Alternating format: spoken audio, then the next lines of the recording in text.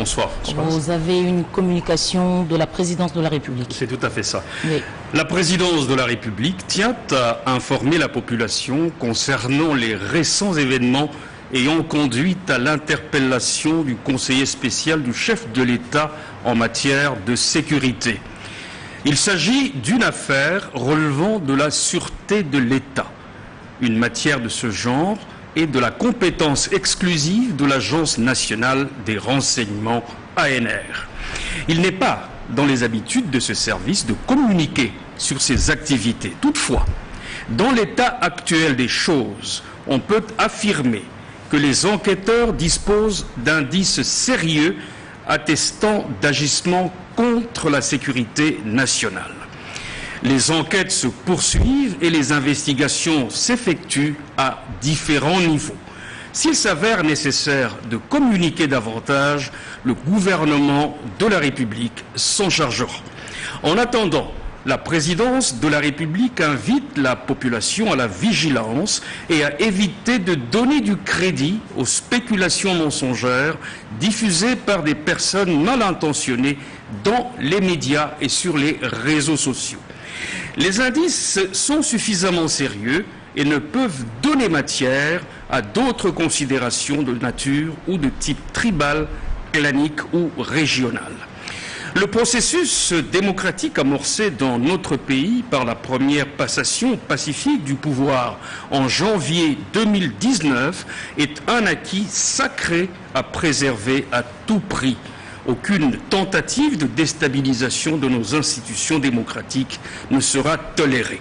De ce fait, durant le temps de l'enquête, il est demandé à la population de garder son calme et de vaquer sereinement à ses occupations quotidiennes. La situation est sous contrôle. Merci Tarsis pour ces informations. Poursuivons cette édition du journal 165, c'est le numéro vert pour tous les réseaux de téléphones disponibles pour dénoncer le cas de fraude fiscale. Vous aurez au bout de fil le ministre des Finances. L'application FinAlert a été présentée au public ainsi que son fonctionnement. Elle lutte contre l'évasion fiscale. Séverine Katanda, reportage.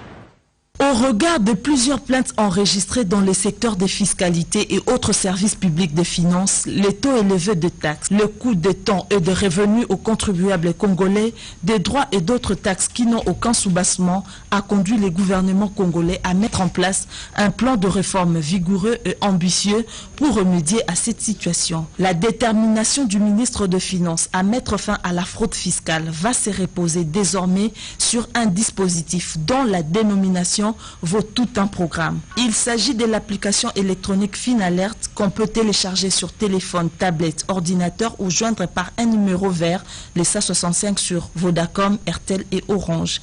Ce dispositif a été présenté par le ministre des Finances, Nicolas Kazadi, le lundi 7 février 2022 au cours d'une cérémonie à Fleuve Congo Hôtel. L'application FinAlert est légale pour l'amélioration du climat des affaires et favorise les recettes intérieures de l'État en le rendant plus optimal.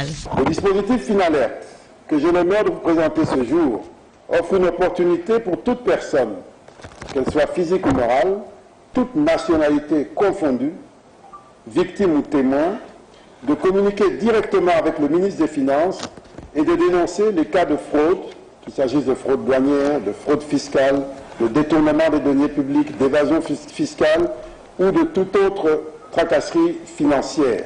Mais à travers une vaste campagne médiatique de sensibilisation, je suis fier de poser cette pierre supplémentaire à l'édifice entamé par le chef de l'État depuis son discours d'investiture en janvier 2019. La nouvelle application va retoucher la structure fiscale et la fiscalité elle-même.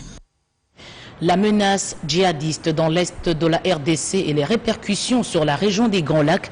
Les parlementaires des pays membres de la CIRGL vont se réunir à Nairobi en avril prochain. Quel rôle peut jouer cette instance dans la prévention des conflits? La RDC est invitée à cette rencontre. Robert Ndaïchi Sensé. C'est une suite logique des rencontres programmées pour discuter et prendre des mesures en ce qui concerne les menaces sécuritaires dans la région de Grand Lac. À Kinshasa, l'ambassadeur Onyango Kakoba, secrétaire général du Forum des parlementaires de pays membres de la conférence internationale sur la région de Grand Lac, a échangé avec le premier vice-président du Sénat, Edi Mundela Kankou. Les deux personnalités ont fait un tour d'horizon sur la situation sécuritaire dans la région de Grand Lac et surtout des menaces permanentes qui pèsent sur les pays membres de la région, en particulier les menaces djihadistes à l'est de la République démocratique du Congo. For the Forum of Parliaments of ICGFR, which is going to take place in Nairobi, we discussed about it. Nous avons deuxièmement parlé de la situation dans la région des Grands Lacs, la situation sécuritaire principalement. Nous avons parlé de la réunion qui aura lieu, qui va connaître la participation des présidents des parlements membres, qui vont justement débattre des questions et entrer à la sécurité de la région des Grands Lacs, de la montée de l'islamisme, notamment dans l'est de la RDC, et le rôle que le Parlement peut jouer pour mettre fin, pour porter leur contribution par rapport à cette question. Du 2 au 6 avril 2022, Nairobi accueillera pour la deuxième fois la deuxième assemblée plénière du Forum des parlementaires. Le premier vice-président du Sénat, Edi Mundela Kankou, prendra part à cette grande rencontre. L'ambassadeur Onyango a transmis l'invitation au numéro 2 du Sénat. À l'assemblée d'avril prochain, les parlementaires devront réfléchir sur leur rôle dans la prévention des conflits et leur implication pour stabiliser la situation sécuritaire dans la région des Grands Lacs, partant de la République démocratique du Congo. Détection du sol et du sous-sol, une firme allemande propose à la RDC une technologie avec précision sur la localisation des minerais. Ce groupe a été sensibilisé. Le président du Sénat, Modeste Bahati, Sandra Nyangitabou. Le sol et le sous-sol congolais disposent encore de beaucoup de mystères qu'il faille percer. La cartographie actuelle des ressources minières et pétrolières date de l'époque coloniale. La mettre à jour est plus qu'urgent. Geoscan, une entreprise allemande spécialisée dans la détection du sol et du sous-sol par satellite, propose des services à la République démocratique du Congo. Et le président du Sénat, Modeste Bahati Lukwebo, qui a reçu le sénateur allemand Osterwan Manfred George à la tête de la délégation, s'est montré très intéressé par cette expertise.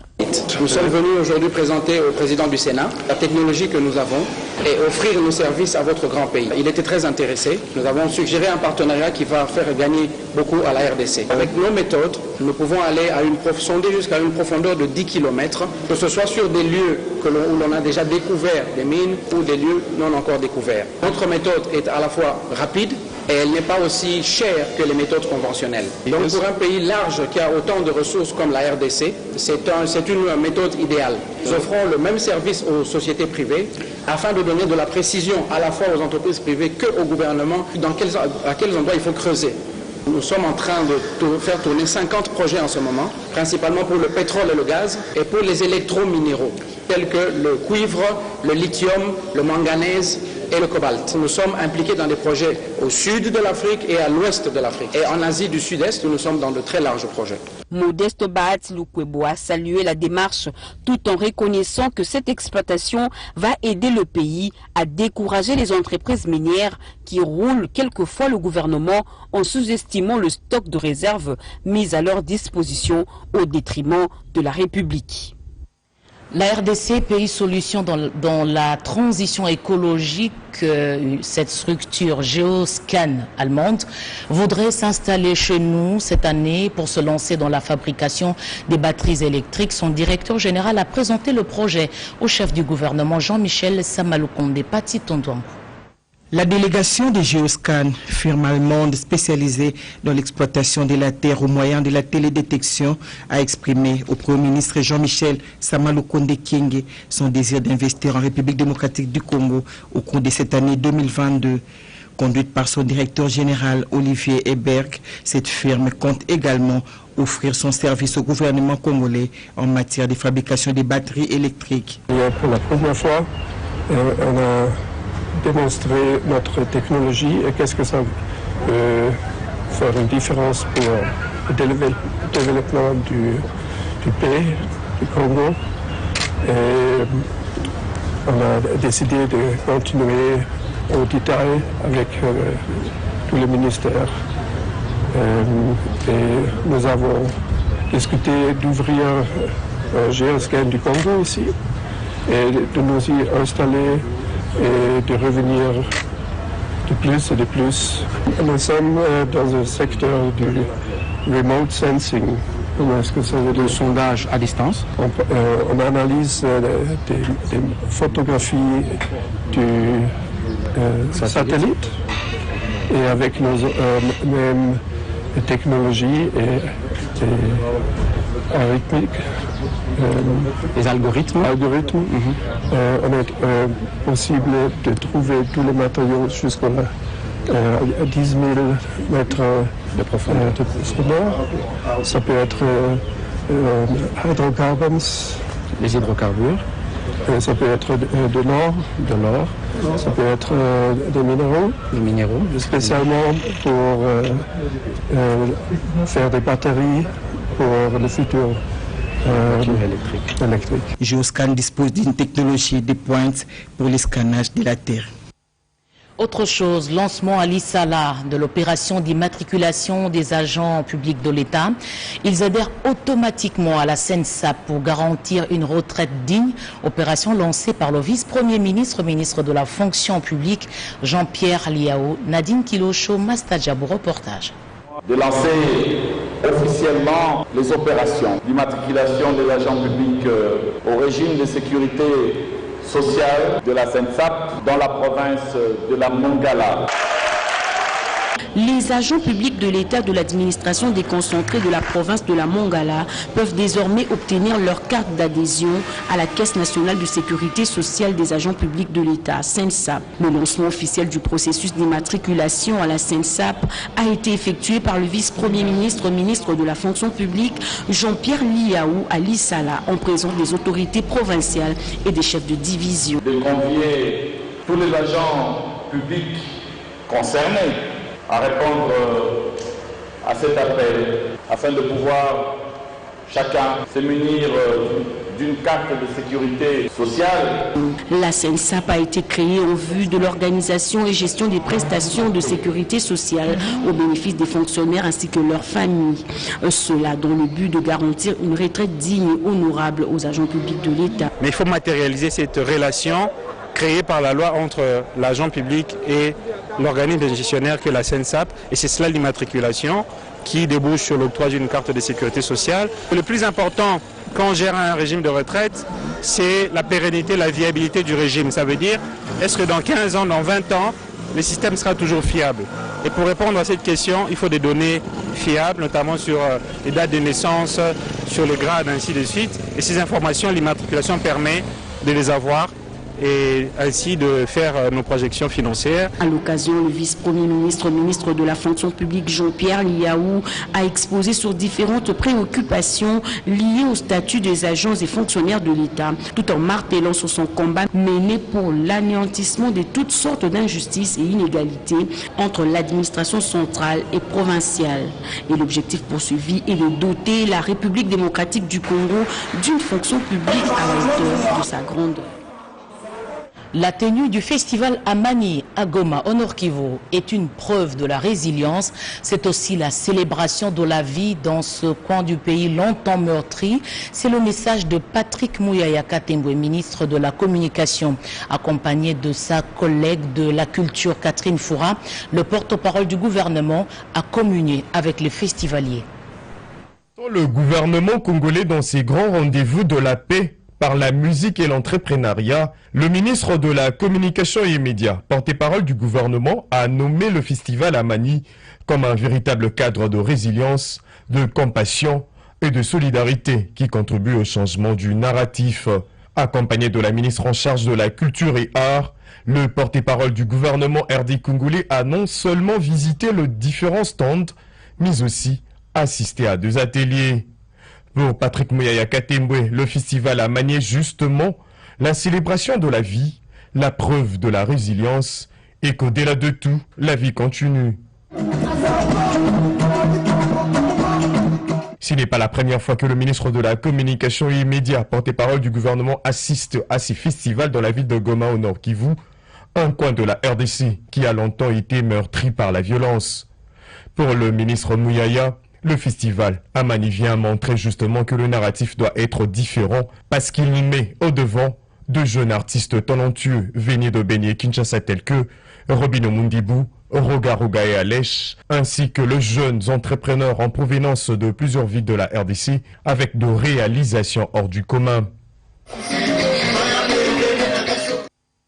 Restons à l'intérieur du pays, précisément au centre et particulièrement la ville de Mbuji-Mayi qui connaît actuellement une pénurie en essence. CEP Congo dispose d'un stock de 100 mètres cubes d'essence à Ilebo et 500 mètres cubes en cours de route qui arrivent à Ilebo dans un délai maximum de 10 jours. Nous sommes, dit ce message, en contact avec la SNCC pour que ces produits soient vite tractés vers les grands centres de consommation de la région et surtout Mweneditu pour Mbuji-Mayi. La population du Kasaï peut donc être rassurée, dit ce message, que la situation est en voie de normalisation avec le concours de la SNCC. Ce message de CEP, l'expert en logistique pétrolière, porte la signature de Jean Madebou Bunga Mandradel, administrateur, directeur général adjoint, et Kwame Joseph, administrateur, directeur général. Vieux de 10 ans, il faut une adaptation des textes réglementaires en vigueur à la loi organique. Avec ces innovations, c'est l'avis de Denis Kadima, le président de la CENI, l'a dit au cours des travaux sur la révisitation du règlement intérieur et le code de bonne conduite. Tétis Samba, Hervé Poudi. Les membres de la Commission électorale nationale indépendante prennent une part active à l'Assemblée plénière sur la restitution des travaux de la commission chargée de revisiter les règlements intérieurs, administratifs et financiers ainsi que le code de la bonne conduite. Ouvrant ses assises ce mardi 8 février 2022, le numéro 1 de la centrale électorale, Denis Kadima Kazadi, a loué le travail abattu par ses prédécesseurs, plus particulièrement l'abbé Apollinaire Malmalou, et invité les participants à avoir à cœur l'intérêt de poursuivre sous la même lancée pour marquer leur passage. C'est dans ce contexte que la restitution des travaux de la commission chargée de revisiter le règlement intérieur, le règlement administratif et financier ainsi que le code de bonne conduite vont se dérouler. Notre exercice est d'adapter ces instruments à la lumière des innovations apportées par la loi organique sur la CENI, telle que modifiée et complétée à ce jour. Nous devons imprégner les valeurs que nous avons définies lors de notre planification stratégique. Ici, je pense particulièrement à la bonne gouvernance. Le président de la centrale électorale a tenu à rappeler que le texte réglementaire actuel date de 10 ans et donc nécessite à ses yeux une réadaptation. Pour sa part, le premier vice-président de la centrale électorale, bienvenu Ilanga Limbo, a précisé que ces textes seront soumis à l'adoption en plénière par le président de la CENI. C'est conformément à une recommandation de la plénière, une commission qui avait comme mission de travailler sur quelques textes réglementaires, notamment le règlement intérieur, le règlement administratif et financier, et enfin le code de bonne conduite. Cette plénière, qui va se clôturer le jeudi 10 février 2022, intervient au lendemain de la publication de la feuille de route du processus électoral.